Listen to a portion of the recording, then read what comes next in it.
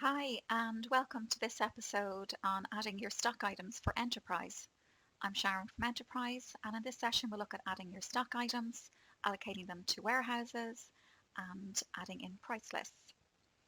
So let's get started and click on items here on the left and into stock items and click on new item. So starting off, we'll enter the item code. So this is an alphanumeric code of your choice, and then enter the description.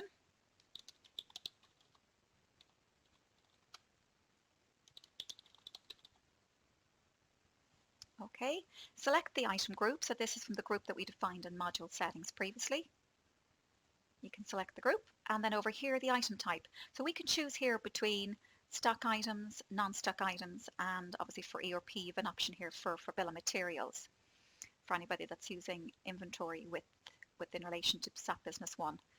So we'll leave that as stock items. So the difference between a stock item and a non-stock item is that stock items we'll be able to track all the movements. Non-stock items you won't be able to track the quantities and movements. So let's just click on stock items. You can enter in a barcode if you have it.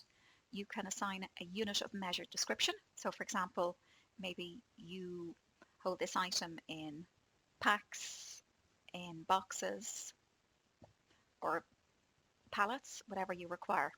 Over here on the right, we can specify whether or not we want to use batch numbers for this item. So this is where, from a production process, that when you receive in your items that you need to allocate them to batch numbers with expiry dates. So where the production, you need to track those items. So that can be ticked here. This option here to click on hold allows you to place the item on hold if you don't want the item to be sold or to be purchased for whatever reason. Here on the right, we can select an image to attach to our item. So you can click in here, you can attach an image, click on open, and you can remove it and change it at any time. So moving down then to the price list tab, within here you'll see a selection of all the price lists that you've defined in module settings. So if I pop over here to page 2, these are the price lists that we've entered. From here, I can enter in the price for this item. So let's enter in a selling price. I can specify then the currency that this item will be sold. And down the bottom, if I wanted to, I could also put in a purchase price. So when I'm allocating the price list to the supplier, I can put in a purchase price. And again, if there's a currency that I specifically buy the product in, I can choose that now also. So moving across to the reordering tab, this is simply where you can record information against when you're reordering the stock items. So what your minimum stock, maximum stock, and reorder quantity want to be.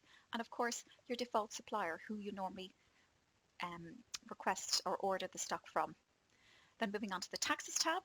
So this is where you can specify the sales and purchase taxes. And of course, depending on your localization, if withholding tax is applicable to your stock.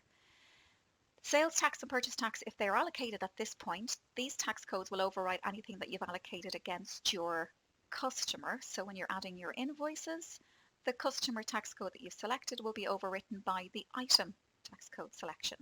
So just a big note of that. And then if we click on save, now the item is added. And the next step we can do is we can specify the warehouses for this item. So we can see here is an overview of the item. So as the stock comes in and out, we'll be able to see what the stock on hand is, what's been committed to any sales orders, what's free to be sold, and of course, what's on any open purchase orders. Down here on the overview, you'll get some more information in regards to sales revenue, the value of the items and all transactions, and of course your stock position. In the warehouses tab, so just to verify here, on the warehouses tab, you can add new warehouses directly from here, and you can also specify which warehouse is the default warehouse for this particular item. So I can say that it's the general warehouse, and further down the line, which will be explained in a further video, you'll be able to do stock transfers and transfer stock between the various warehouses for this specific item. So thank you for watching, and hope that's helped you to identify how to simply add a stock item to the system. And for any further help, check out help.enterpryze.com or reach out to any of our support colleagues here within the chat box. And you also have a link here to the Help Centre. Thank you for watching.